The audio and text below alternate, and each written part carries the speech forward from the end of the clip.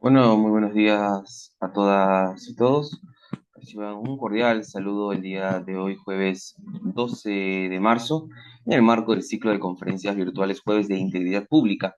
Es especialmente grato contar con la participación de servidoras y servidores públicos, profesionales, estudiantes y ciudadanos que nos acompañan desde las diversas regiones de nuestro país, reafirmando así un compromiso colectivo con el fortalecimiento de la integridad pública y la mejora continua del Estado.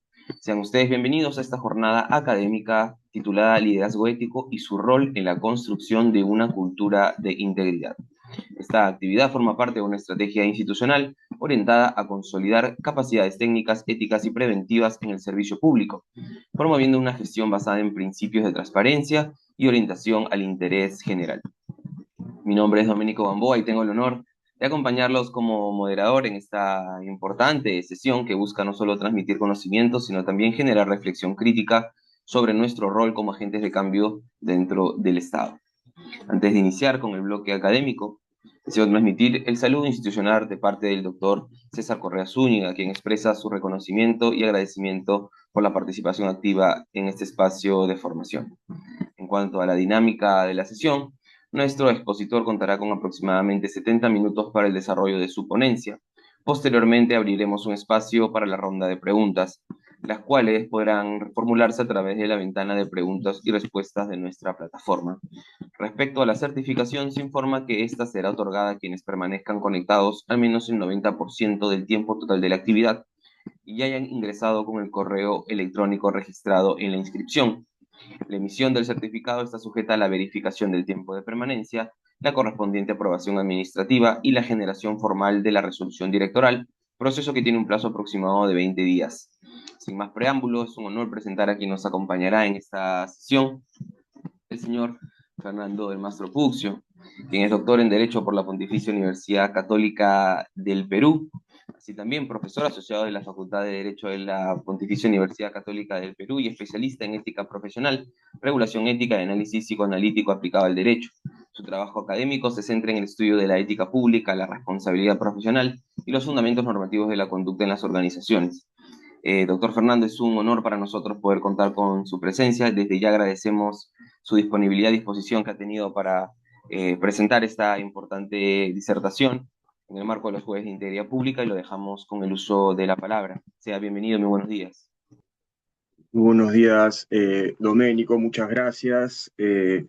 A través tuyo también aprovecho para hacer llegar un saludo y un agradecimiento por la invitación al doctor César Correa y en general a todo el equipo del Centro en Justicia y Derechos Humanos del Ministerio de Justicia y Derechos Humanos. Muchas gracias por la invitación y felicitaciones además por generar este tipo de espacios en una coyuntura en la que estemos quizá ante el principal tema, ¿no? Uno, sin duda, uno de los principales retos que tenemos como país tiene que ver con la ética, ¿no? Me parece además que vincularlo a la cultura, ¿no?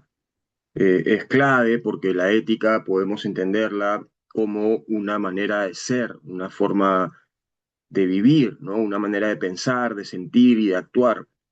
Y dentro de las organizaciones hay formas de vincularnos, hay formas de relacionarnos, ¿no? Hay formas en las que las decisiones se toman, hay tipos de interacciones, ¿no?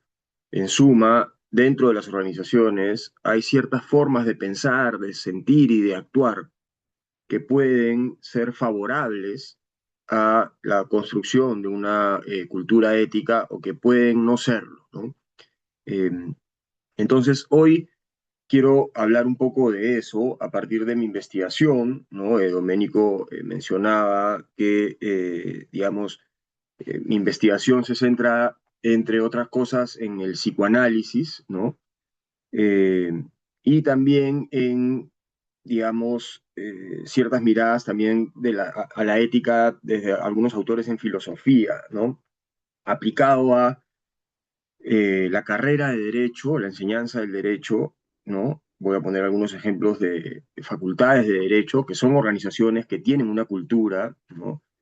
Me imagino que muchos y muchas de ustedes han estudiado la carrera de Derecho y quizá no la carrera de Derecho, alguna otra carrera, y entonces han sido parte de una organización, han sido parte de una institución, eh, una facultad de Derecho, por ejemplo, que tiene también una cultura, ¿no?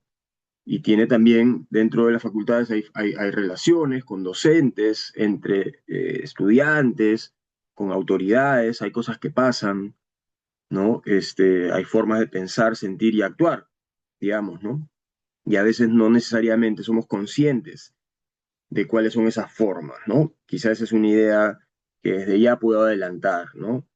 El liderazgo ético y una cultura ética pasa por tomar conciencia digamos, de los retos que a nivel ético tienen las organizaciones, ¿no?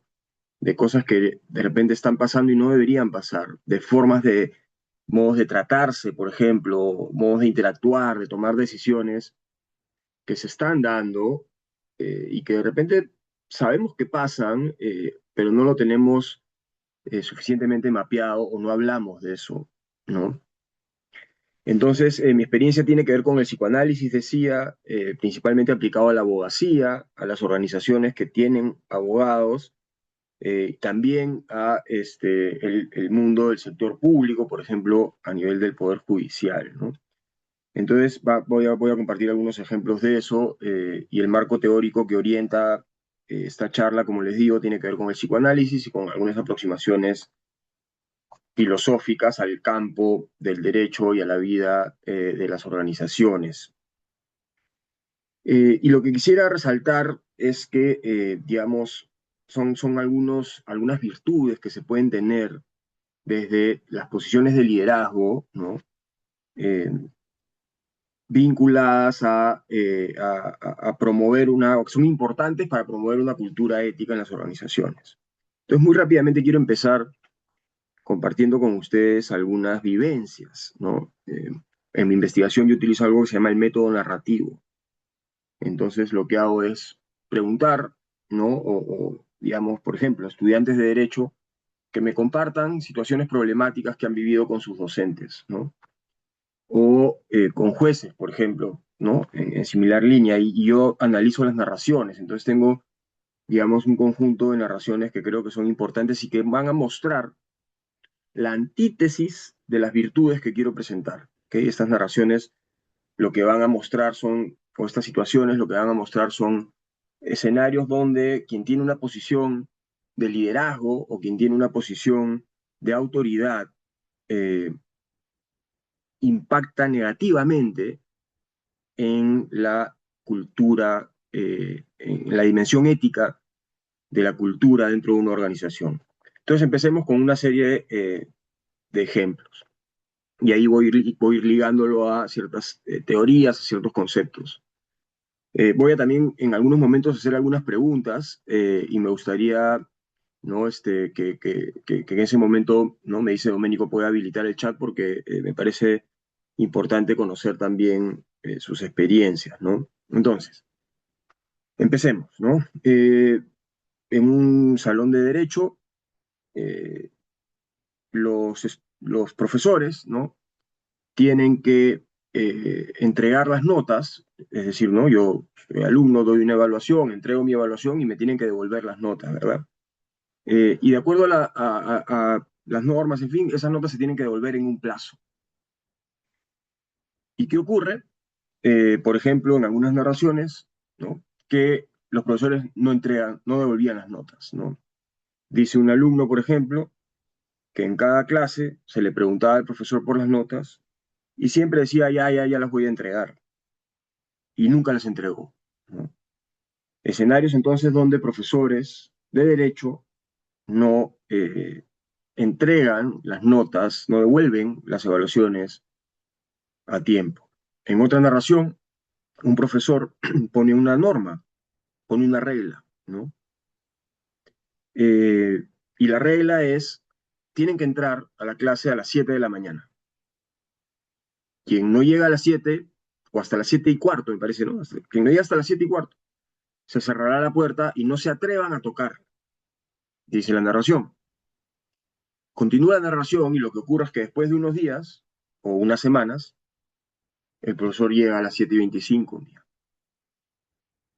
y dice, bueno, había mucho tráfico. A las siguientes semanas vuelve a llegar media hora tarde y vuelve a ocurrir, hasta en 2 ocasiones más. Estas situaciones tienen que ver con la puntualidad, la puntualidad en entregar, el cumplir un plazo, al entregar, al devolver una evaluación calificada o al llegar a clase. Hay otras situaciones, por ejemplo, la narración de una profesora que llega a clase y hace que los alumnos lean una sentencia durante 3 o 4 clases seguidas, solamente leyendo la sentencia, y no hace clase. Otros escenarios donde un profesor en la evaluación oral hay 4 estudiantes, ¿no? Y le dice a uno, bueno, ¿usted ha visto el desempeño de sus compañeros a lo largo del ciclo? El alumno dice, sí. ¿Qué nota creen que merece? El alumno dice 17, entonces le pone 17. ¿Y usted qué nota cree que merece su compañero? 18, 18. Entonces el profesor no evalúa, hace que los alumnos, sin mayor criterio, ¿no? Pongan la nota a sus compañeros. ¿Qué ocurre? Los alumnos salen del salón y le cuentan esto a los amigos. Entonces los amigos entran y dicen 20, 20. El profesor se ríe y le dice, ah, ya les dijeron. Y bueno, no ponía 20, ¿no? 18, 17, en fin. Y así califica todo el salón, ¿no? Eh, ¿Qué podemos pensar a partir de estas narraciones, ¿no? Uno de repente ha visto situaciones así, ¿no? Eh, y de repente ustedes pueden rememorar situaciones así en las organizaciones en las que trabajan. ¿Qué caracteriza a estas narraciones? Podríamos decir que lo caracteriza es que la persona que tiene un rol de autoridad, de liderazgo, porque el docente debe actuar como un líder en el salón y tiene un rol de autoridad, quien tiene ese rol, ¿no? Puede no hacer aquello que le exige al otro, ¿no? Yo exijo que mis alumnos entreguen sus exámenes a tiempo, ¿no? Si un alumno pasan 2 semanas y viene y me entrega un examen que se tenía que entregar, digamos, el 1 de marzo, viene y me lo entrega hoy, no lo voy a aceptar. Probablemente los alumnos no se atreverían a hacerlo, ¿no? No se les ocurriría hacerlo. Y sin embargo, el profesor devuelve que también tiene un plazo, sí devuelve las notas en 2, 3 semanas, nunca las entrega. Hay narraciones donde pierden las notas y luego se las inventan, ¿no?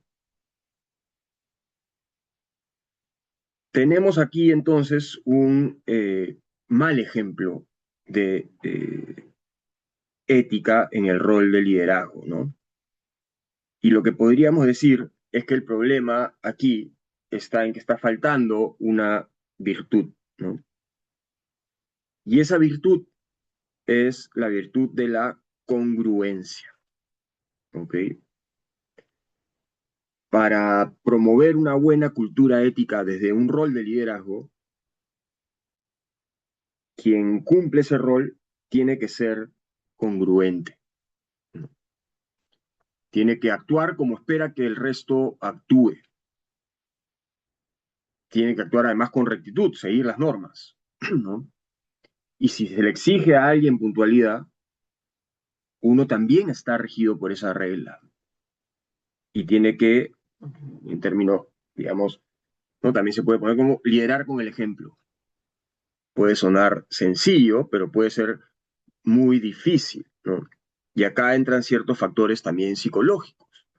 Podría ocurrir que quien tiene un rol de autoridad ha interiorizado que por ese rol no es un sujeto digamos, que también debe seguir las normas, los principios, las reglas que pone al que no tiene esa posición de poder, ¿no? Eso se puede haber aprendido y se puede haber aprendido a lo largo de la vida, ¿ok? Podemos haber interiorizado esa figura de, entre comillas, autoridad, como alguien que está por fuera, como alguien que es diferente a quien no es autoridad, ¿no? Como sujetos que no se reconocen como semejantes. Un docente puede entrar entonces a un salón y sentir que no es un sujeto regulado, ¿no? Y que quienes tienen deberes son únicamente los estudiantes. Vean, ¿no? Les quiero compartir en ese contexto una narración que es elocuente de esto. Un docente no entrega las notas a tiempo, en efecto. Y entonces, en la clase, la delegada del salón levanta la mano y le dice, doctor, profesor, disculpe, le hemos mandado unos correos solicitando las notas, ¿no? Porque ya ha pasado este plazo determinado que está fijado en esta regulación, entonces necesitamos, ¿no? Quisiéramos pedirle que, o preguntarle cuándo va a entregar las notas. El profesor, la reacción del profesor es la siguiente. En mis 30 años como profesor, nunca nadie me ha faltado el respeto de esta manera. Es una malcriadez lo que me estás diciendo. Entonces, ¿cuál es la concepción que tiene este profesor respecto a sí mismo y a sus alumnos, ¿no? Es la concepción de sujetos que se reconocen como sujetos semejantes. ¿Semejantes en qué? Claro, tienen sus diferencias, ¿no? Ser profesor no es lo mismo que ser alumno, pero son semejantes. ¿Y son semejantes en qué? En el hecho de ser sujetos de derechos y deberes, ¿no? El profesor pareciera decir algo así como, por mi posición de poder, que tú me hagas notar que debo cumplir con una norma es una falta de respeto, ¿no? Pareciera entonces que no se está moviendo en una relación donde se conciben como semejantes, en ser sujetos de derechos y deberes, sino pareciera más que formula lo que dice como si estuviese hablando en el ámbito de la familia, como si fuese, digamos, un papá molesto, ¿no? Un tanto hostil, diciéndole a sus hijos que son malcriados, ¿no? Eh, ¿De acuerdo? Y por supuesto, ese profesor le exige a los alumnos estar a la hora y le exige a los alumnos entregar sus notas a tiempo, entregar sus evaluaciones en el plazo determinado. Entonces es un ejemplo de incongruencia y eso tiene una serie de efectos que luego también vamos a ver, ¿no? La congruencia entonces es clave digamos, acá he hecho alusión más de una vez al reconocer al otro como un sujeto semejante, que pareciera que las relaciones de poder, de autoridad, distorsionan eso, ¿no? Eh, y ese es un marco teórico de una psicoanalista que se llama Jessica Benjamin, y ella habla de las relaciones del reconocimiento mutuo, dice, habla ella, ¿no? Dice las buenas relaciones, ¿no? Y la regulación, por ejemplo, es mejor en relaciones donde hay reconocimiento mutuo, donde yo reconozco al otro y el otro me reconoce a mí. Y donde en la relación hay momentos donde yo puedo ser reconocido y la otra persona también puede ser reconocida, ¿no? ¿Ok? En este caso no ocurre eso, ¿no? Y parte de lo que se reconoce es al otro sujeto como semejante, ¿ok? Ahora, decía que esta concepción puede estar digamos, esta idea, ¿no?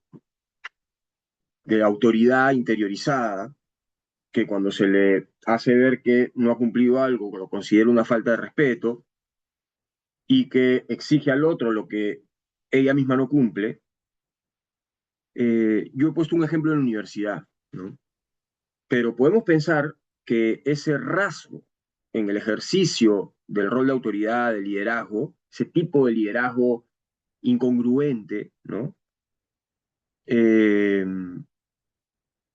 se da no solamente en el ámbito de la universidad, viene desde antes, ¿no? Piensen en el ámbito de la familia. La familia también es una, digamos, en cierta medida funciona también como una organización, hay reglas, hay convivencia, ¿no?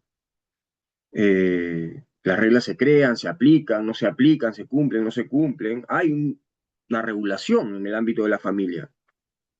Y de repente entonces el papá, ¿no? Puede decir algo como no se grita y sin embargo sí grita, ¿no? O puede decir eh, hay que pedir por favor y sin embargo cuando se dirige a su hijo o a su hija no pide por favor, ¿no?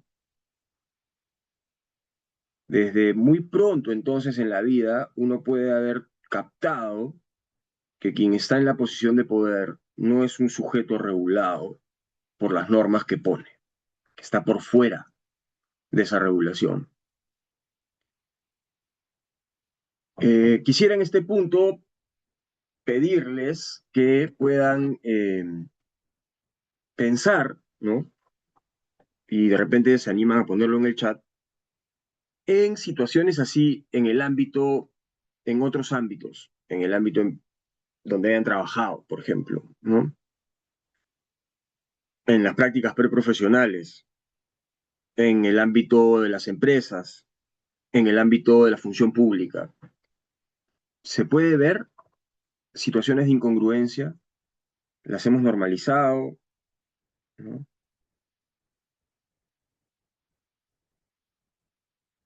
¿Alguien se anima a compartir alguna reflexión sobre esto en este punto?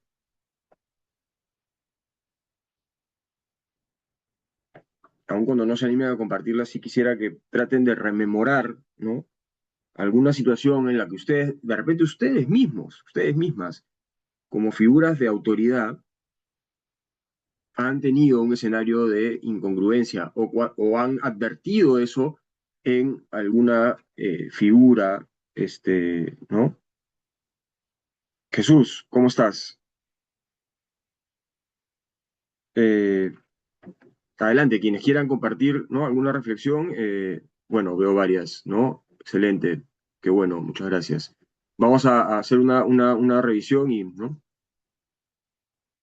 A ver,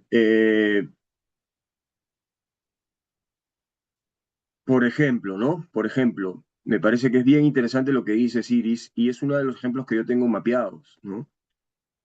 Eh, hay una diferencia muy marcada, ¿no? En el control del horario. Eh, y esa diferencia, ¿en qué se justifica? ¿No? ¿En qué se justifica? Eh, ¿Tiene o no tiene una justificación? ¿No? Podría ser que no. ¿No? Y lo que me preguntaría también ahí es, uno observa eso, y la primera pregunta sería, cuando uno observa que eso ocurre, ¿uno desarrolla un pensamiento crítico acerca de eso o no? O simplemente ve que ocurre y no lo piensa, ¿no? Ahora, de repente uno ve y lo piensa y tiene un pensamiento crítico acerca de eso, pero ese pensamiento crítico lo tiene uno en la propia mente. Eso puede pasar, ¿no? Y de algunas de esas cosas vamos a hablar. Hay estudiantes, por ejemplo, que ven que el profesor no devuelve las notas a tiempo, dice, tengo un viaje programado, voy a faltar un mes, y de repente el alumno piensa en su mente y dice, pero ¿por qué se comprometió a dictar si sabía que tenía un viaje de un mes programado? ¿No? Pero lo piensa en la mente y no lo dice, ¿no? Entonces, el no decir es una de las maneras en las que una cultura organizacional entra en un escenario muy fuerte de riesgos éticos, porque hay una práctica de no decir. ¿Y por qué el no decir? Bueno, quizá porque también puede haber la idea de que si yo digo, ¿qué pasa? ¿No? De repente lo va a tomar como una falta de respeto a la figura de autoridad. De repente no, de repente no. Vamos a volver sobre esto, ¿ya? Cuando hablemos de la idea de pensamientos congelados. Se habla de la coherencia, ¿no? De acuerdo. Por ejemplo, ¿no? El policía que no cumple la norma de tránsito, ¿no? Ese es un ejemplo elocuente, ¿no? Muy elocuente. Eh, Coherencia, congruencia, ¿no? Son cosas importantes, ¿no? Uno debe alinear, y esta es una idea, digamos, que viene de la ética socrática, podríamos decir, alinear lo que mi vida a lo que creo que es el deber ser. No es fácil, ¿no? No es fácil. Pero buscar alinear mi vida a lo que creo que es el deber ser. Para alinear mi vida a lo que creo que es el deber ser, lo que tendría que hacer es reconocer la distancia que hay entre lo que soy y lo que quiero ser. Y eso implica también, como veremos luego, otra virtud importante, que es la autocrítica. ¿Ya? Ok. Hugo dice, lo hacen porque sencillamente porque pueden. La valoración moral queda por fuera. De acuerdo, ¿no? De acuerdo. Porque pueden, ¿no? Pero no estoy tan seguro, Hugo, o sea, de acuerdo, ¿no? Estoy en parte de acuerdo, pero no sé si sencillamente, ¿no? O sea, claro, lo hacen sencillamente, ¿no? Por ejemplo, los alumnos narran y dicen, el profesor simplemente se cerró. Cuando le dijimos, por ejemplo, profesor, usted nos tiene que volver a tomar la evaluación porque salimos a un viaje académico y la universidad nos ha dado esta resolución que dice que los profesores tienen que tomarnos la evaluación, dicen, el profesor no quiso, simplemente se cerró. O sea, es simple. Es bien importante lo que dice Hugo, ¿no? Porque de repente una forma también de promover la cultura organizacional es que no sea tan simple. Pero si hay una cultura de no decir, es mucho más simple, ¿no? ¿Cómo hacer menos simple entonces esa incongruencia, ¿no? ¿Cómo hacerla visible? Podríamos pensarlo, ¿no?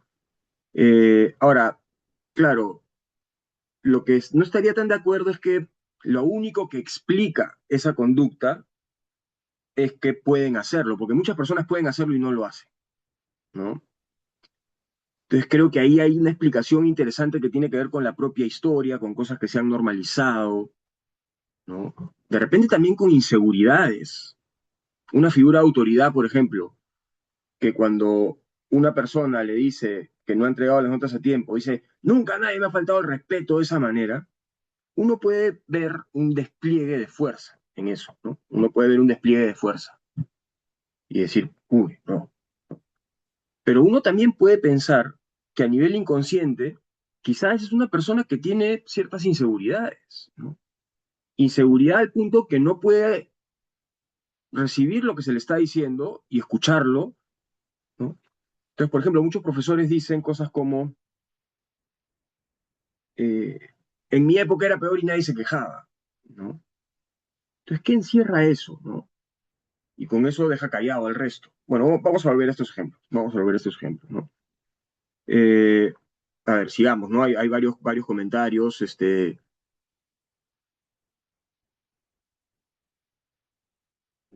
¿no? Un funcionario público solicita cosas que no pueden adquirirse o realizarse directamente, de acuerdo, ¿no? Eh, Jesús, decías que lo que menciono es recurrente, y podríamos decir justamente que esa recurrencia, ¿no? Porque el ejemplo que menciona Humberto, digamos, ¿no? Funcionario público, un gobierno local, pero podemos verlo también en el ámbito de la familia, en el ámbito del colegio, por ejemplo, de la escuela, la disciplina escolar, ¿no? No se usa el celular y el profesor sí lo usa. Trata con respeto a tus compañeros y el profesor falta el respeto, ¿no? ¿ok? La puntualidad es vital, de acuerdo, ¿no? Cuando se exige llegar temprano y uno mismo llega tarde, de acuerdo, ¿no? En la respuesta a correo se puede ver, por ejemplo, también. Yo exijo que me respondan de inmediato, pero yo puedo dejar en visto, ¿no? Y claro, yo podría decir, lo que pasa es que yo tengo demasiadas tareas, tengo demasiadas cosas, ¿no? Yo podría decir eso, pero no funciona eso también para la persona que me reporta. ¿No puede esa persona también tener demasiadas cosas? Vean que en el ejemplo de los profesores eso es bien claro. ¿Por qué? Porque los profesores pueden decir, por ejemplo, tengo una narración, no, eh, me estoy demorando en entregar las notas porque tengo demasiado trabajo. Entonces, si yo me reconozco como semejante a los alumnos, yo tendría que aceptar que los alumnos me digan, profesor, yo no he entregado el examen y se lo entrego luego de 3 días porque tengo muchas cosas.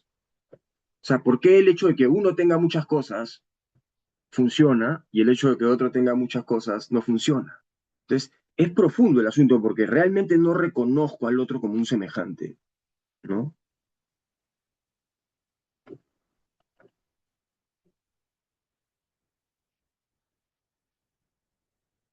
Claro, la incongruencia del lado de las autoridades, ¿no? Y ahí, bueno, tiene que ver con una serie de factores, ¿no? Como hemos venido diciendo. Y eso es lo más triste, ¿no? Interesante, Sonia, el término, ¿no? Triste, ¿no? Nos genera tristeza, ¿no? Eh, Me parece interesante, ¿no? Ver qué emociones conectamos a estas vivencias, ¿no? Agudiza la violencia e inseguridad, de acuerdo, en el aspecto escolar. Es tremendo el aspecto escolar, ¿no? Yo tengo una investigación, de repente, Doménico, luego puedo compartir algunos enlaces con mis investigaciones, si les parece. Tengo una investigación que se llama La enseñanza del derecho frente al pasado de sus estudiantes. Entonces, lo que yo digo es, los alumnos que llegan a estudiar derecho ya tienen toda una vivencia con la ley y con la autoridad en los colegios, ¿no? Y esa vivencia puede ser una vivencia bien, bien grave, ¿no? Por ejemplo, puede pasar que haya una norma que, por ejemplo, ¿no? Los alumnos pueden ir en short en verano, pero las alumnas tienen que ir con pantalón. Entonces las alumnas se quejan.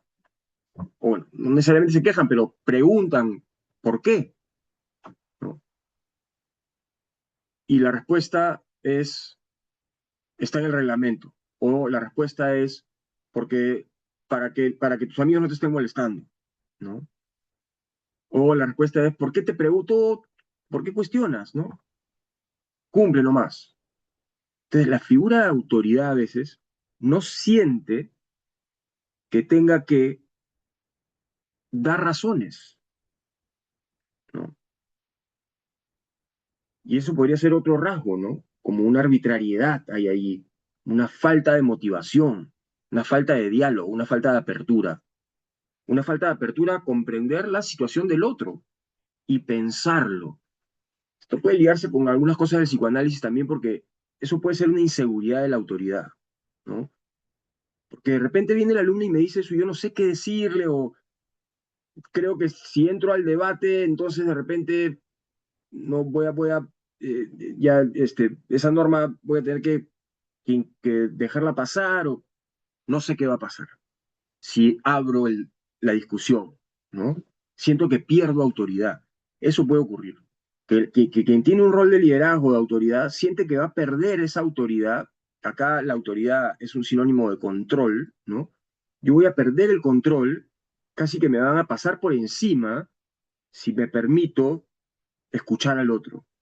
Pasa también con los profesores, ¿no? Y de repente por eso se cierra la interrogación.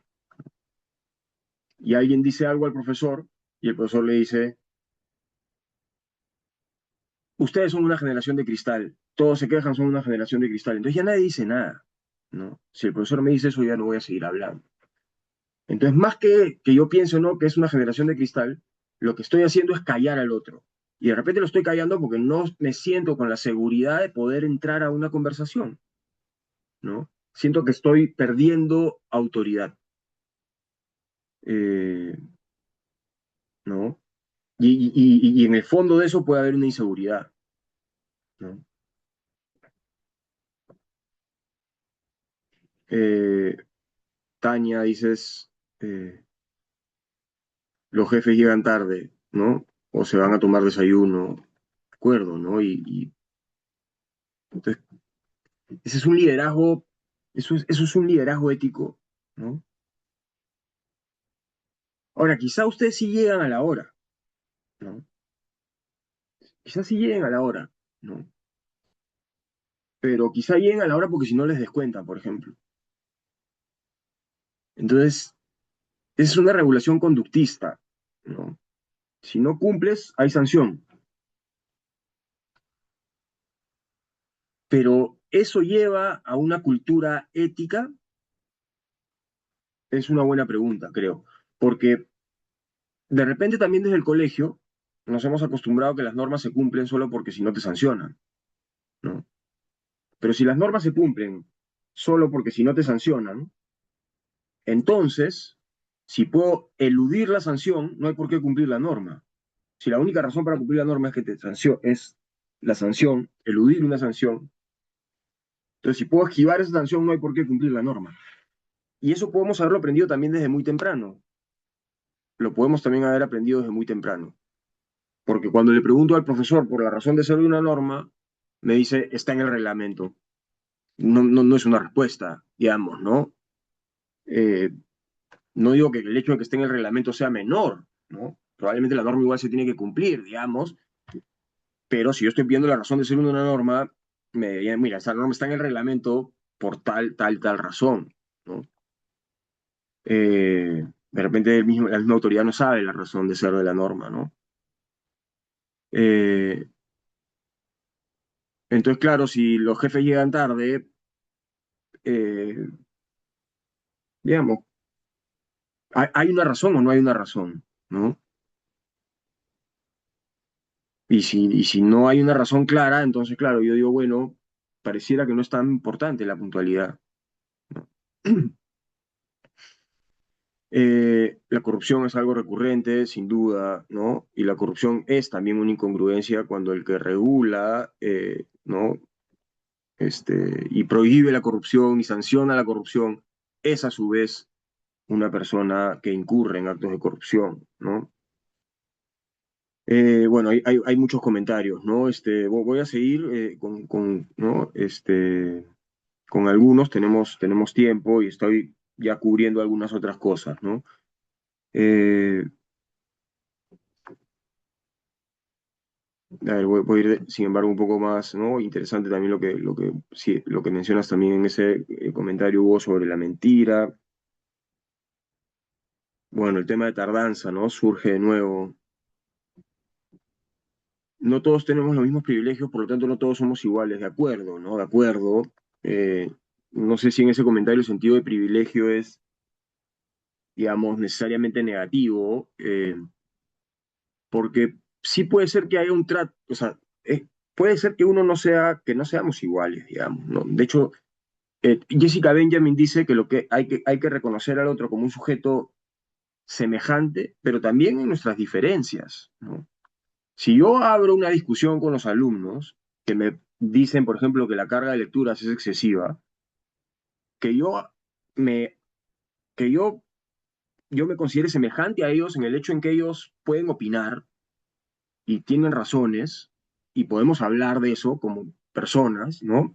Con apertura, no quiere decir que yo deje de saber que yo tengo a cargo el asunto y que yo tengo un saber pedagógico que de repente los alumnos no tienen y que ellos tienen una experiencia estudiantil que yo no tengo hoy, ¿no?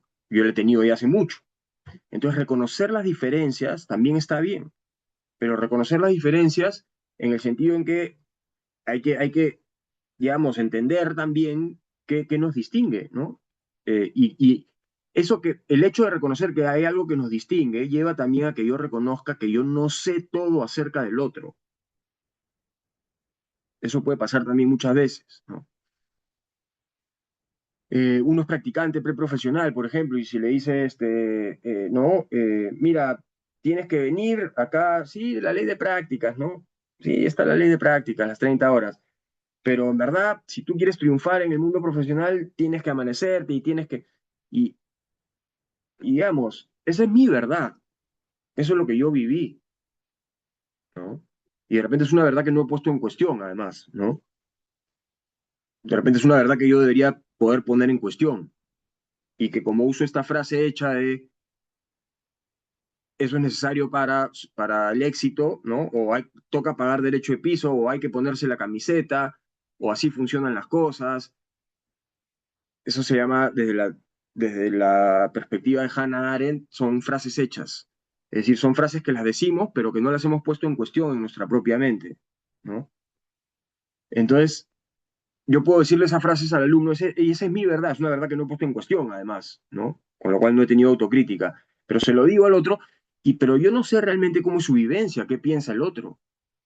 O sea, hay que reconocer un no saber acerca del otro, sobre todo cuando uno tiene que regular, ¿no? Cuando uno es una figura de autoridad o una persona que tiene un rol de liderazgo, que tiene que regular el quehacer de otros, es clave tener una apertura a comprender la experiencia de ese otro. De nuevo, eso no quiere decir que por comprender la vivencia del otro va a ser el otro el que regula. Hay roles diferentes. Yo soy el que va a votar, el que va a decidir cómo se regula, por ejemplo, el horario. Pero eso no quita que yo no pueda tener apertura para comprender esa vivencia del otro que yo no tengo, ¿no?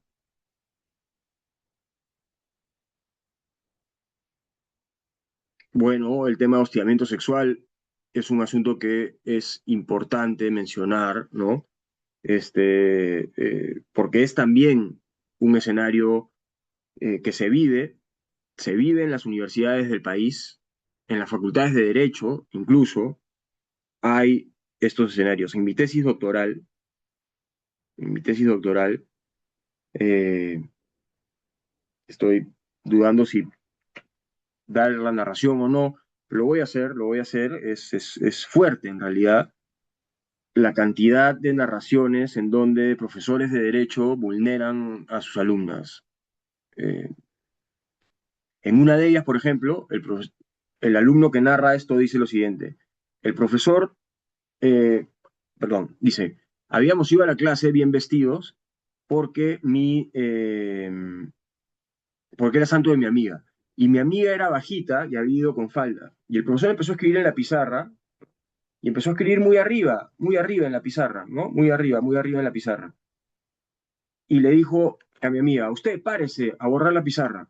Entonces mi amiga se paró y fue a borrar la pizarra. Y le decía, más arriba, más arriba. Y dice, lo que quería el profesor era muy obvio. La miraba, volteaba y sonreía al salón. Imagínense,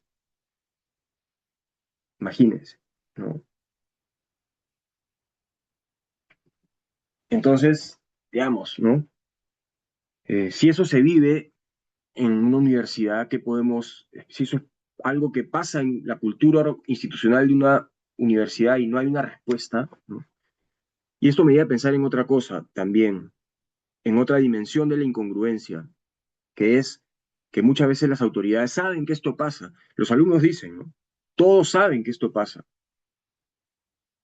pero las autoridades solapan o no se meten con algunos, se meten con otros, ¿no? Entonces ahí también puede haber la incongruencia está ligada también a la parcialidad, ¿no? Porque la congruencia llevaría a que yo trate igual a todos, ¿no? O sea, si hay una conducta incorrecta de un lado, actúo de una manera similar a que si esa misma inconducta la comete otra persona, por más de que la otra persona tenga poder, ¿no?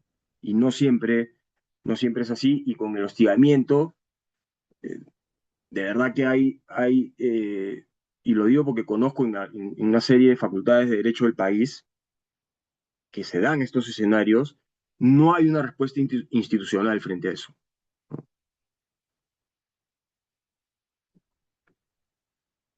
Bueno, parece que esto de las entradas es un tema bien presente, ¿no? Claro, no sustento mis propias decisiones, Gladys, ¿no? Y el personal sí lo haga, de acuerdo, ¿no? De acuerdo. O sea, los alumnos sí tienen que justificar y justificar, por ejemplo, y en una narración, por ejemplo, tengo un relato de un estudiante que dice eh, que el profesor había perdido las notas y cuando le preguntaron por las notas dijo, no puedo, estoy de viaje, ¿no? Entonces es como puedo responder, ¿no? Y no, a la inversa no sería pensable, ¿no? Bueno, voy a pasar un poco, estoy leyendo todos, ¿no? Y tomando,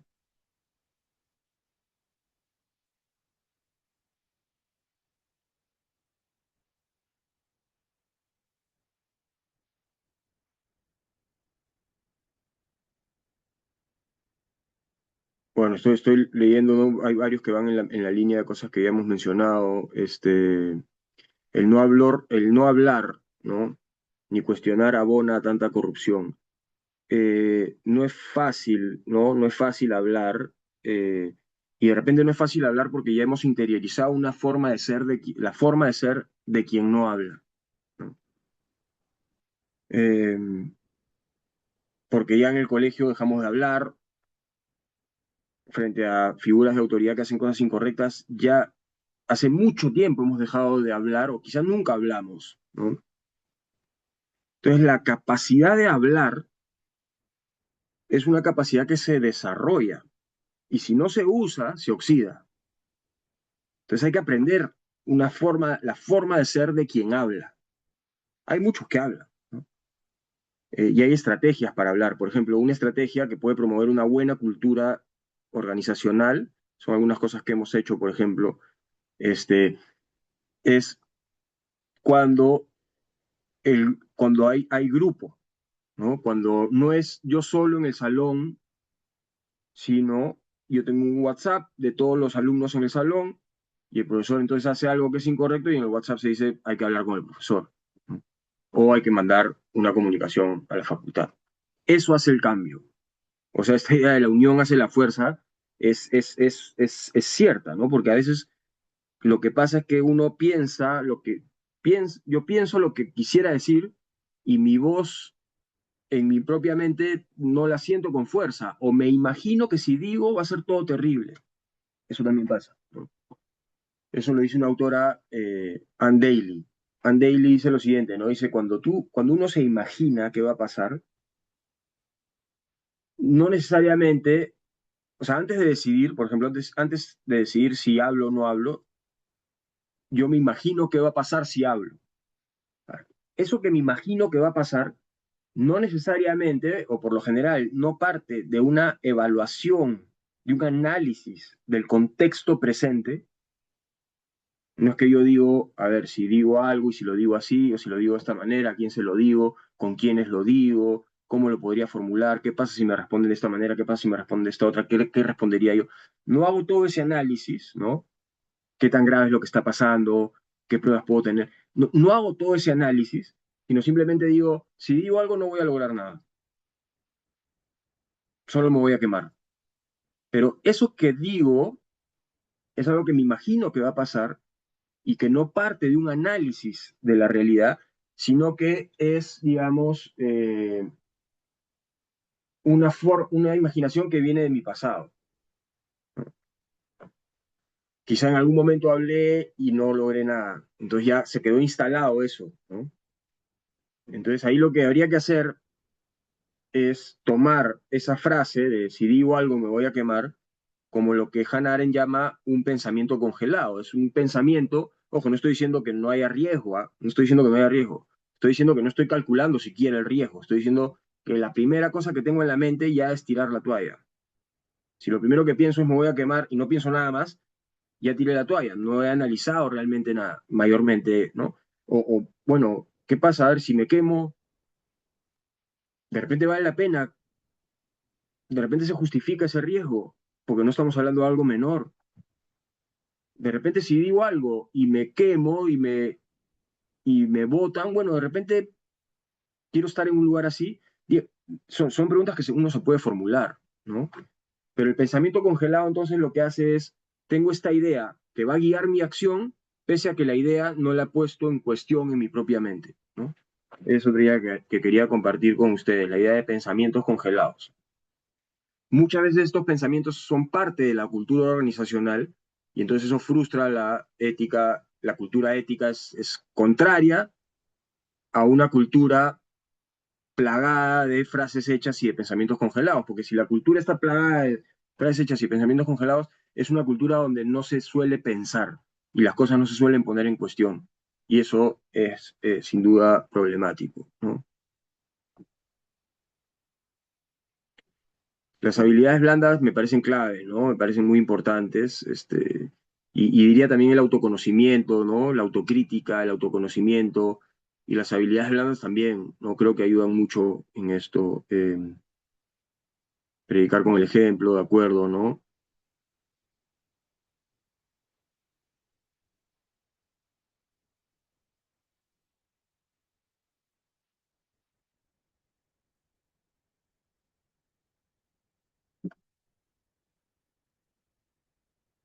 Bueno, pensar en que uno es cómplice de las situaciones de las que no habla también me parece interesante, ¿no? También me parece interesante, eh, y podría ayudar a que uno sienta un poco más la necesidad de hablar, ¿no?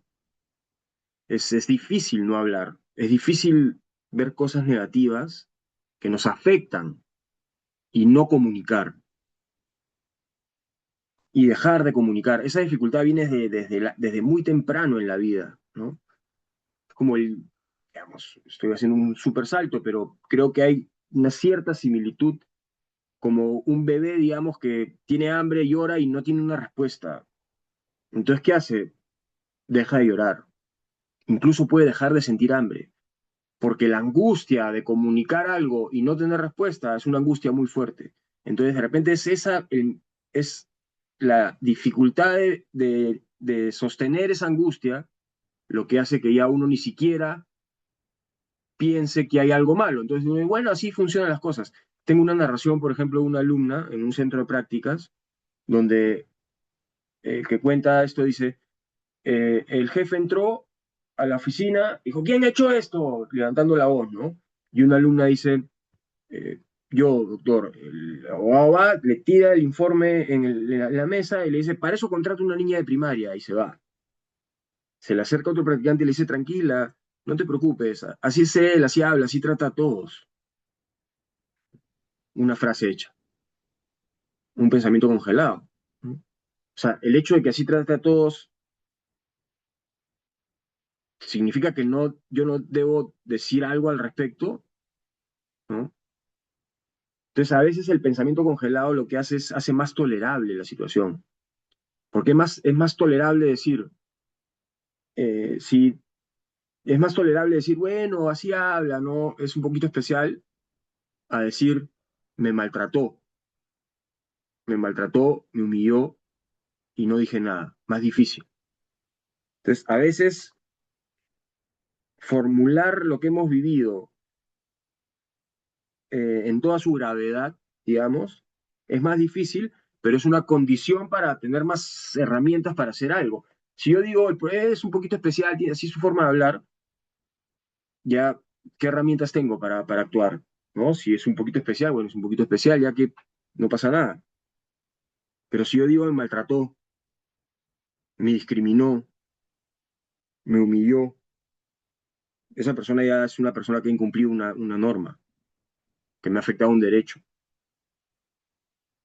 Tengo más herramientas entonces, ¿no? Bueno, voy a avanzar un poco. ¿Cómo estamos de tiempo, Doménico? Porque, sí. Contamos con tiempo por el maestro, todavía 15 minutos. Ok, entonces, bueno, creo que puedo seguir un poco esta dinámica, ¿no? No era la que, digamos, pero me parece que está súper bien y además, bueno, no sé qué les parece a ustedes, ¿no? Pero espero que les parece que esto está aportando y estoy enfatizando en los temas que tenía, ¿no? Estoy enfatizando, estoy aprovechando sus comentarios para ampliar a los temas que tenía pensados, ¿no?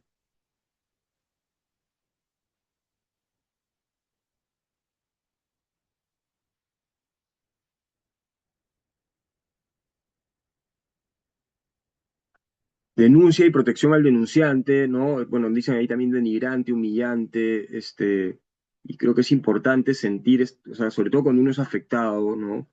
Sentir la afectación, ¿no? Porque sentir la afectación, aunque es difícil, ¿no? Hay una tendencia más bien a no sentirse uno vulnerable, humillado, discriminado. Hay muchas situaciones de discriminación, por ejemplo, en las narraciones de estudiantes de derecho, ¿no? Un profesor, por ejemplo, entra y dice, ustedes deberían escuchar música clásica, El lago de los cisnes, pero ¿qué les digo? Ustedes seguro escuchan música de cholos en una clase de derecho. 60 estudiantes de derecho, silencio.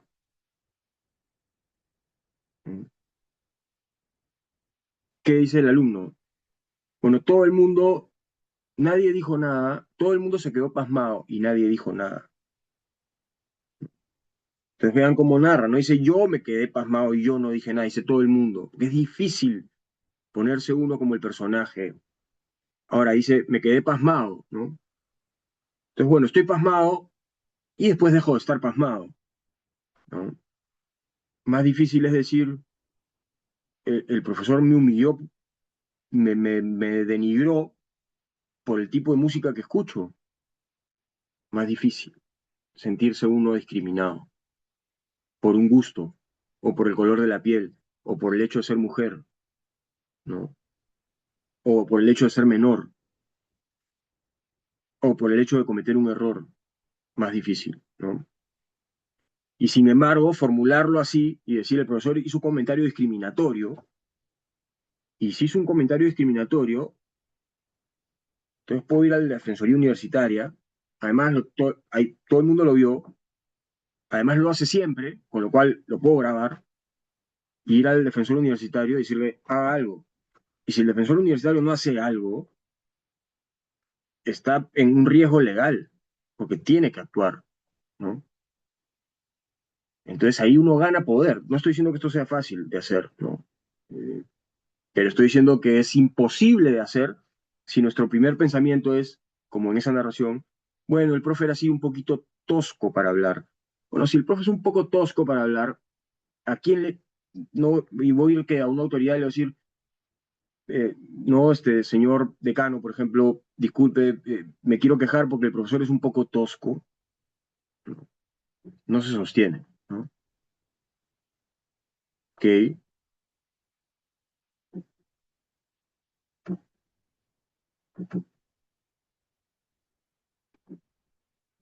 a ver,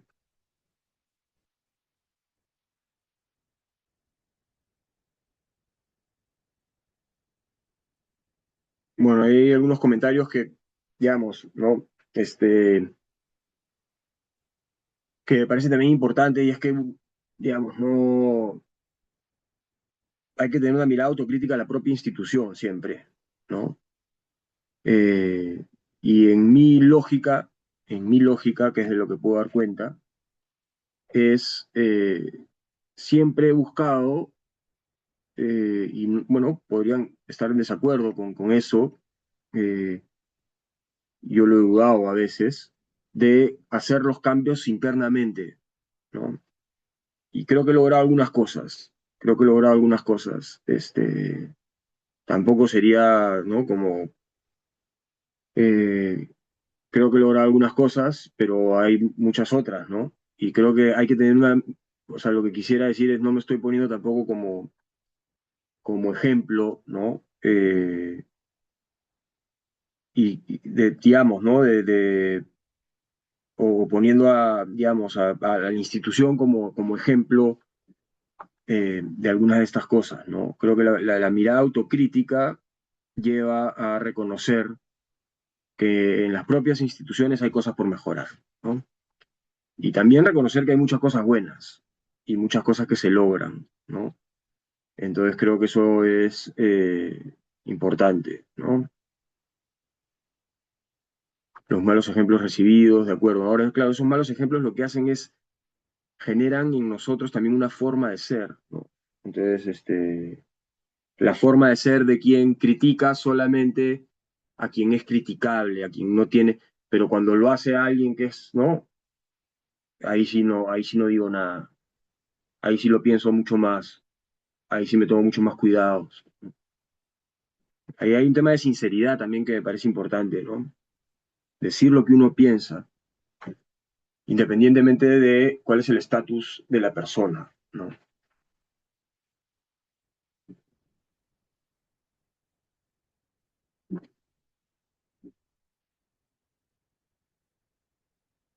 Hay que apropiarse del poder de la palabra, me gusta eso, ¿no? Apropiarse del poder de la palabra, y yo diría, para eso es importante el pensamiento, ¿no?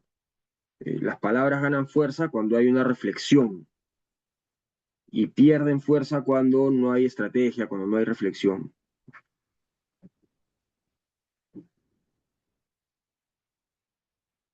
Te tildan de problemático, estigmatizan, sí, de acuerdo, ¿no? Ese es un riesgo, y es un riesgo grande, es un riesgo grande, porque, digamos, hay un deseo, una necesidad, diría, en el ser humano, como hay muchas otras, digamos, pero hay una que es como uno desea ser parte, ¿no? Uno desea ser bien valorado, ser tomado en cuenta, esto viene desde la infancia, donde uno quiere ser querido, ¿no? Eh, y entonces, si te tiran de problema, ella es o él es el problemático, es difícil, ¿no? Es difícil. Ahora, ¿es razón suficiente para no hablar o de repente hay formas de hablar en donde puede uno eludir esa estigmatización?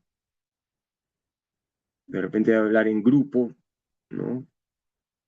Este, o de repente ser problemático es algo bueno, ¿no? ¿Cuál es nuestra propia lectura del ser problemático? De repente uno interioriza la mirada del otro acerca del ser problemático, pero yo me podría sentir bien por ser problemático, ¿no? No están las cosas para ser problematizadas, ¿no? Es bien interesante eso, ¿no? Y te recomendaría, Milagros, un libro, bueno, a todos, todas quienes tengan interés, que se llama eh, La promesa de la felicidad, de una autora que se llama Sara Ahmed, La promesa de la felicidad. Y ella lo que dice es que hoy en día hay como una especie de imperativo de estar feliz, de ser alegre, de manejar las cosas con fluidez, ¿no? Entonces, que ese imperativo es bien perverso porque hace que las personas que tienen razones para quejarse sean vistas como eh, problemáticas, ¿no? Entonces pasa, por ejemplo, con el feminismo, ¿no? No, son unas amargadas todo el rato viendo lo negativo. Entonces, digamos, hay cosas que están mal y hay que verlas. Y si eso que está mal me molesta, ¿por qué tendría que estar contento? ¿No? Es un gran libro ese, ¿no? La promesa de la felicidad, de Sara Ahmed.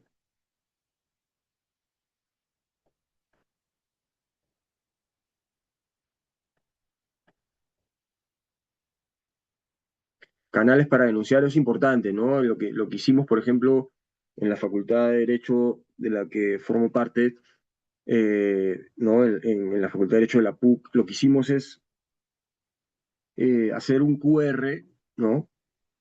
Un sticker con un QR que es recibe tus notas a tiempo. Entonces, los alumnos, y era anónimo, los alumnos mandaban, se hace un Excel con quienes no están entregando las notas a tiempo, se habla con, bueno, digamos, cuando hay mucha reiterancia, en fin, se habla con y hemos mejorado muchísimo, ¿no? Hemos mejorado muchísimo en eso. Entonces, sí hay formas, ¿no? Sí hay formas y hay que buscar esas formas. Eh,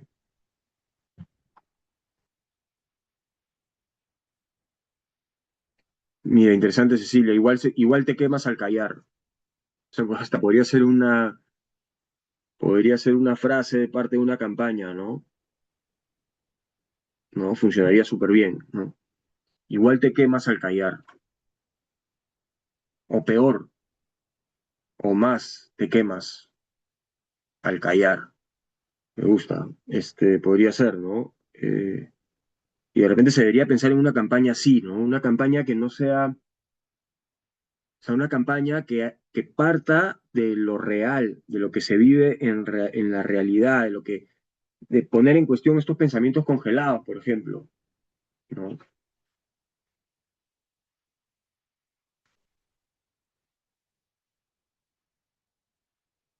Hay demasiado miedo, ¿no? Sí. Y de repente no debería haber tanto, ¿no? O debería ser procesado el miedo para que sea un miedo eh, que no, digamos, te deja en un estado de quietud, ¿no? Que no te deja helado, como dice otro relato de uno de los alumnos, ¿no? Me quedé un poquito helado, dice, frente a una humillación del docente.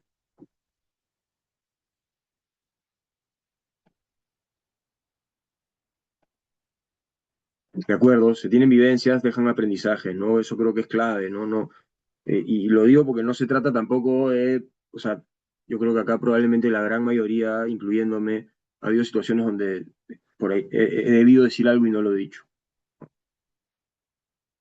Y creo que no se trata tampoco de, digamos, llevar la situación a tener una autopercepción tremendamente negativa, ¿no? Pero sí decir eso no estuvo bien y puedo hacer cosas para que la próxima no me quede callado, ¿no?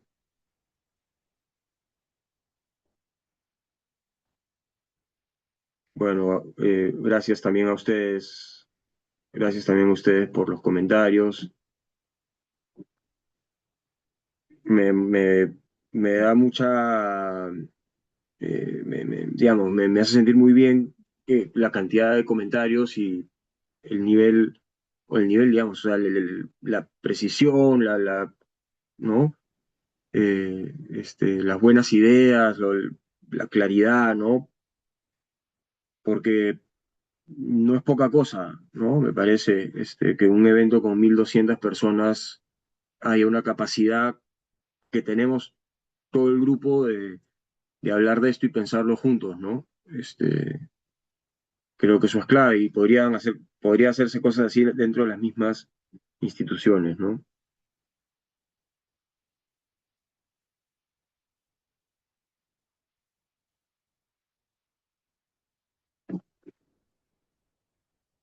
Claro, el no decir genera daño también, ¿no? Eso es algo que hablo con los alumnos también. El no decir daña también. Genera estrés, genera ansiedad, puede hasta deprimir, ¿no? Uno puede sentir rabia por cosas que pasan. Y si esa rabia uno no la canaliza, no hace nada frente a eso, esa rabia se va al cuerpo, esa rabia se va a otras personas, y usualmente la rabia se va a las personas débiles, a quienes con quienes uno las puede canalizar, o de repente la rabia se va con la persona con la que justamente tenemos un vínculo que permite expresar esa rabia, pero no es la persona que merece recibir esa rabia, y entonces puede incluso debilitarnos vínculos que más bien son los vínculos que nos sostienen, ¿no? Entonces hace daño todo esto, ¿no?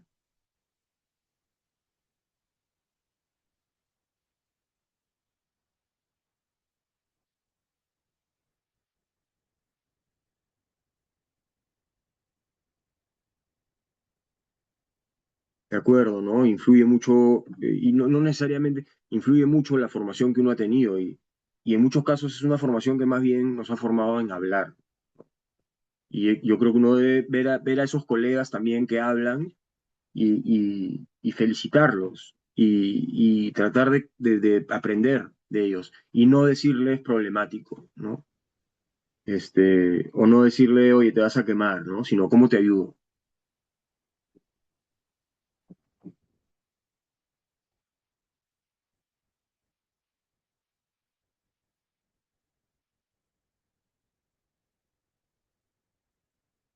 Bueno, muchas gracias también por las felicitaciones, por lo que mencionan, ¿no? La falta de respeto, la falta de respeto que no debería ser tolerada, ¿no? No debería ser tolerada. Eh, en derecho se sancionó a una abogada por faltarle al respeto a un practicante, ¿no? Y parece que es una buena sanción. Quizá pudo ser un poco más, digamos, severa, si se quiere, pero el simple hecho de que ya haya habido una amonestación a una abogada que falte el respeto a un practicante, me parece que es un buen mensaje del Colegio de Abogados, ¿no? Es una falta ética, afecta a la profesión tratar mal a alguien, ¿no?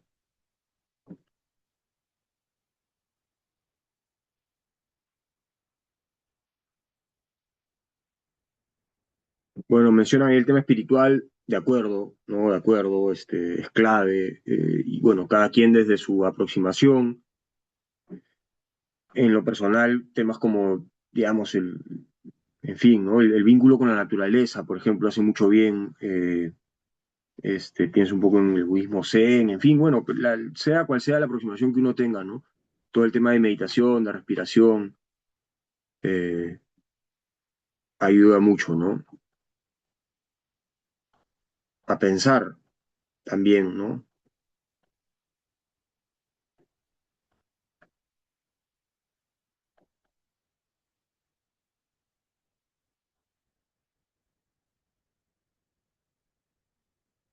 De acuerdo también, digamos, en que esto tampoco es un alegato a, no, hay que hablar siempre y hablar y de inmediato, y yo lo que diría es que esto, o sea, lo que nos puede llegar es que hay que pensar lo que se vive, analizar las situaciones y tomar acciones estratégicas, ¿no? Y ciertamente no quedarnos en una posición de pensamientos congelados que nos hagan ya dejar de ver la realidad y dejar de decir, bueno, de repente puedo actuar, ¿no?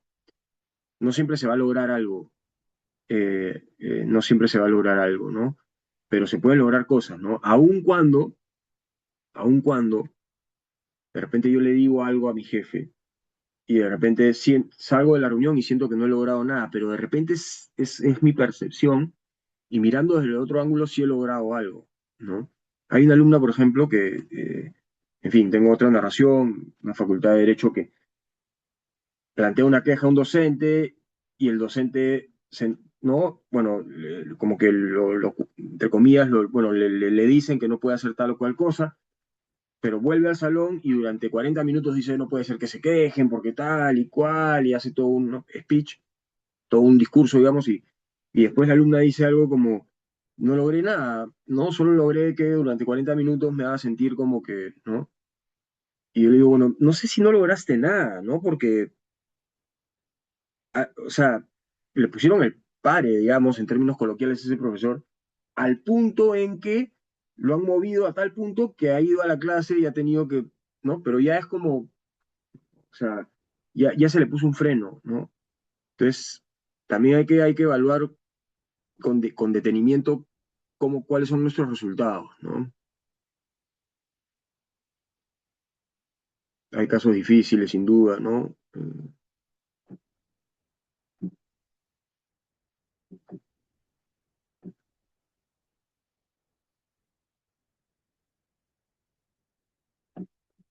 Bueno, varios comentarios en la línea de lo que hemos venido, ¿no? Viendo.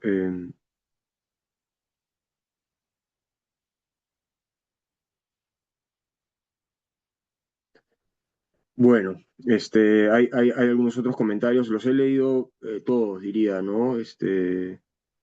Y algunos, creo que ya he hecho algunos comentarios en esa línea. Me imagino que vamos llegando también un poco al tiempo.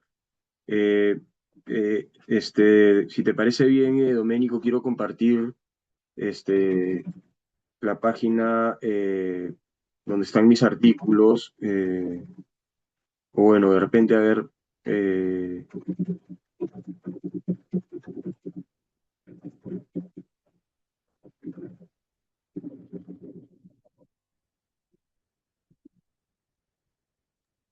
Sí, si quieren, Doménico, digamos, si quieren, conocer un poco más de los marcos teóricos, ¿no? Voy a compartir acá algunas cosas. Ese primero sobre prácticas preprofesionales y voy a compartir otro también Este segundo que voy a compartir tiene un concepto interesante que es la experiencia no formulada, que no le he tocado al menos explícitamente, pero puede parecer de su interés.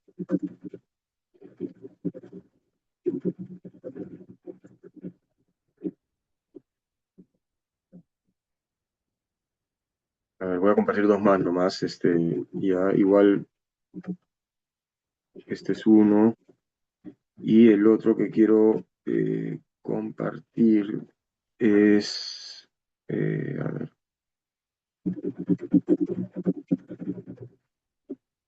sobre todo para quienes están quienes se desempeñan en el sistema de justicia.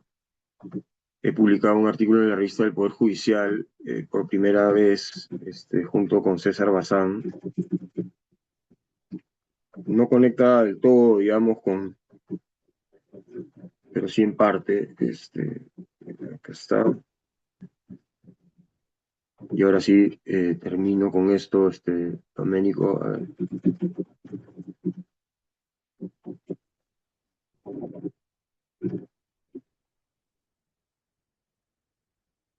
un último enlace y con eso, a ver, que es un enlace ya a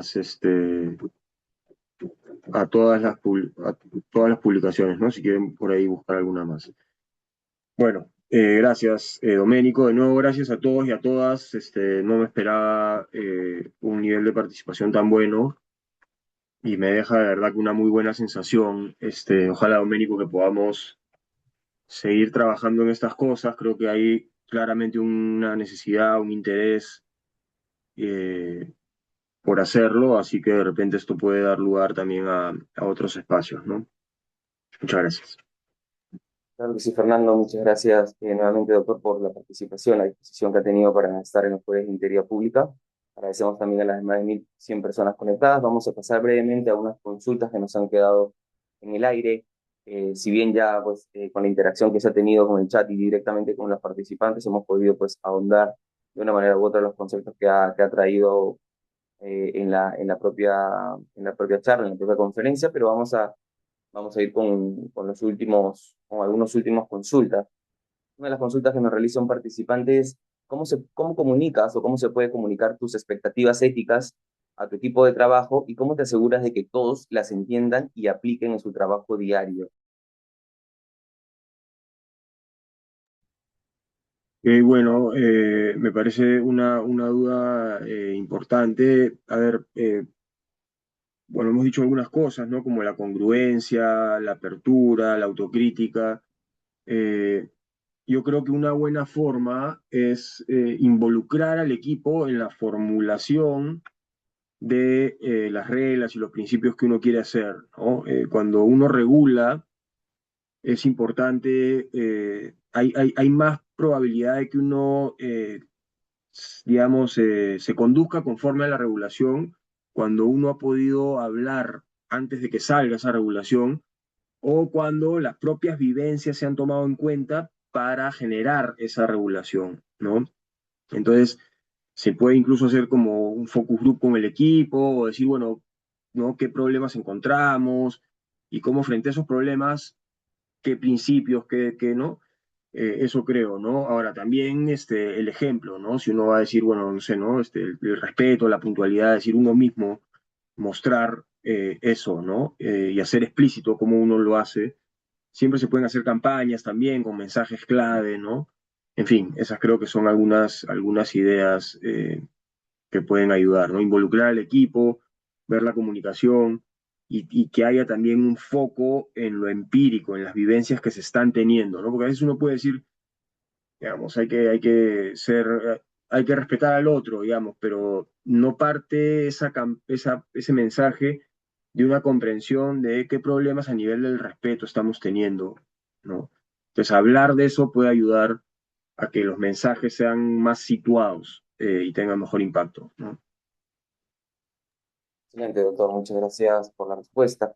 Otra de las consultas que nos realiza un participante es qué diferencia sustancial se encuentra entre un líder que es técnicamente competente y un líder éticamente ejemplar en el sector público. Y también creo que agregando la pregunta, sería bueno mencionar si es que estos dos también pueden trabajar de la mano o se ve dentro de un servidor público, ¿no? A ver, diría que la competencia en el ámbito de la abogacía al menos, la competencia es un deber ético, ¿no? Porque uno tiene un fin, ¿no? Uno se debe a un rol, ese rol tiene que ver con un servicio que se da. Entonces, si uno no es competente para el rol, ahí hay un problema ético, ¿no? Porque uno se está comprometiendo a algo que no va a poder hacer adecuadamente. Entonces, como uno de algún modo no está siendo leal al rol. Entonces, la competencia es clave, ¿no? Un abogado, por ejemplo, no puede aceptar un encargo si no lo va a poder hacer bien, si no sabe del tema, ¿no? Entonces, y eso es problemático también, ¿no? Porque muchas veces se asignan personas a cargos que no tienen las competencias para el cargo, ¿no? Ahora, eh, ese es entonces un punto, ¿no? Ahora, igual, digamos, no creo que debería uno excusarse, o sea, alguien puede ser muy competente a nivel técnico, pero tratar mal, por ejemplo, ¿no? Entonces creo que ahí igual hay un problema ético, y diría que alguien que trata mal hasta se puede poner en duda que sea competente para el cargo. O sea, creo que hay que como que reducir o no presentar como algo totalmente diferente la competencia técnica de la ética, ¿no? Porque hacer algo bien me parece que debería incluir a lo ético, ¿no? Hay, por ejemplo, alumnos que dicen, no, el profesor era un excelente profesor, pero no trataba bien pero era tremendamente desorganizado, pero académicamente era muy bueno. Entonces, esa diferencia tan tajante, yo me inclinaría a limarla un poco, porque realmente eres un muy buen profesor si los alumnos tienen miedo de preguntar, ¿no? O sea, realmente eres muy bueno técnicamente o eres un muy buen jefe si la gente con la que trabajas no te dice lo que piensa, ¿no? Entonces, esas serían algunas preguntas, ¿no? Doctor, muchas gracias por la respuesta. Las consultas que nos realiza un participante respecto al tema de la cultura de integridad, respecto a hasta qué punto se puede tomar en cuenta de que esta cultura de integridad, si se quiere, cultura de ética dentro del sector público, depende del ejemplo de la alta dirección. ¿Hasta qué punto y hasta qué punto los servidores de a pie, si se quiere, como se podría decir, pueden también generar esta cultura, ¿no? Entonces, ¿hasta qué punto dependería del ejemplo de la alta dirección? Bueno, yo lo vería como un asunto relacional, ¿no? Podríamos pensar en la cultura ética como un tipo como las relaciones que tienen lugar, ¿no? Entonces, si esas relaciones están marcadas por el reconocimiento mutuo, por ejemplo, me parece que es clave, ¿no? Ahora, claro, quienes tienen un rol de liderazgo tienen un papel importante porque el tipo de vínculos que ellos establezcan probablemente se va a replicar, ¿no? Pero no depende solo de eso, ¿no? Hay vínculos entre pares también, y en el vínculo entre pares también puede haber maltrato, también puede haber incongruencia, también puede haber irreflexividad ética. Entonces, el vínculo entre pares me parece clave, ¿no? Además, digamos, igual uno puede trabajar con practicantes, por ejemplo, con asistentes. Entonces, todo tipo de vínculo diría que impacta en la cultura, ¿no? La cultura es una suma de vínculos, digamos, ¿no? Y de formas en las que funcionan esos vínculos y creo que todos tienen un papel. Ahora, también me parece que hay un papel en todo lo que hemos hablado sobre el no decir, ¿no? Y creo que el decir también es parte del papel que tiene, como dicen el funcionario, entre comillas, de a pie, ¿no? Quien es, por ejemplo, me imagino además es quien más saber tiene acerca de cómo las cosas funcionan y que cómo deberían funcionar, ¿no? Excelente, muchas gracias por la respuesta, doctor. Vamos a ir con las últimas consultas. Eh, y lo consulta un participante, ¿no? Y creo que esto también ya se había traído a colación dentro de la propia conferencia, pero sería bueno remarcarlo, ¿no?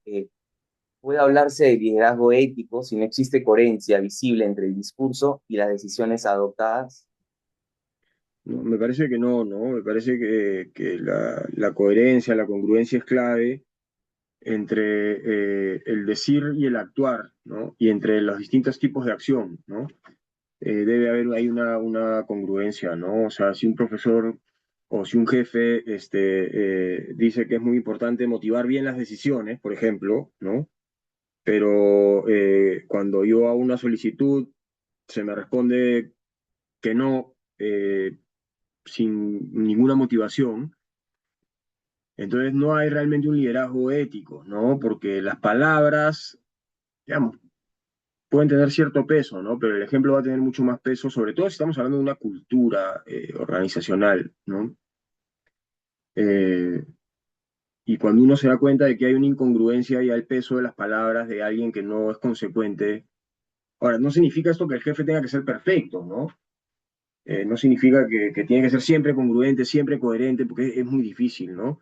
Pero en todo caso que tenga la actitud de reconocer cuando no lo ha sido. Entonces, por ejemplo, no hemos hablado de esto, pero el disculparse, ¿no? El decir, hice esto y no estuvo bien, me imagino que esto te afectó, disculpa, es clave. Y es bien difícil encontrar, me parece, salvo que me corrijan, figuras de autoridad que se disculpe, ¿no? Usualmente presentan una excusa, ¿no? No, es que estaba con mucho tiempo, ¿no? Es que me faltó tiempo, no llegué, pero no, oye, disculpa, me imagino que estuviste esperando, espero que esto no te haya generado un problema. Y ya, ¿no? Eso Jessica Benjamin llama el tercero moral, ¿no? Como que un espacio en la relación donde se pueda reconocer explícitamente cuando uno afecta al otro, ¿no? Doctor, muchas gracias por la respuesta. La siguiente consulta la siguiente consulta que nos realizan participantes: ¿es posible sostener decisiones éticas cuando estos generan costos políticos o personales? Es una pregunta bastante Sí. eh, media complicada, pero sería bueno tener su... Sí, o sea, yo creo que sí, ¿no? O sea, digamos, es posible, sí, sí es posible, ¿no? De que es posible, es posible. Ahora, ¿es fácil? No, no, no es fácil. No es fácil, porque ahí lo que habría que preguntarse es cuál es, digamos, cuál es el interés que guía mi acción, ¿no?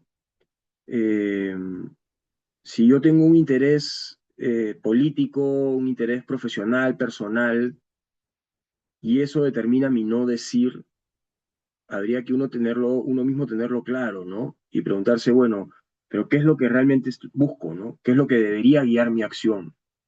Y hay riesgos, ¿no? Hay riesgos. Y sí, puede haber un riesgo político. eh, lo que diría es que también el riesgo de repente a veces es un riesgo en el presente, ¿no? Pero si uno ve su carrera ya como un todo, de repente el tener un riesgo político o el tener un costo o que algo que en ese momento me perjudicó en lo que yo quería, de repente en la mirada a más grande escala, eh, eso no es tan problemático e incluso es bueno. Y más problemático es acostumbrarse a una lógica en donde mi hacer y no hacer depende de cómo eso me va a redituar o no a nivel político, porque eso ya me hace tener una forma de pensar que me pone en una situación de riesgo, ¿no? Excelente, doctor. Con esa última consulta estamos llegando al final de la conferencia del día de hoy, agradeciéndolo en primer lugar a usted por su presencia y disponibilidad que tiene para aceptar esa conferencia, realizarla y obviamente también dejar algunos documentos importantes, sobre todo para los participantes, para la próxima revisión. Le habíamos compartido en el chat del Zoom justamente las publicaciones que estaba solicitando el doctor.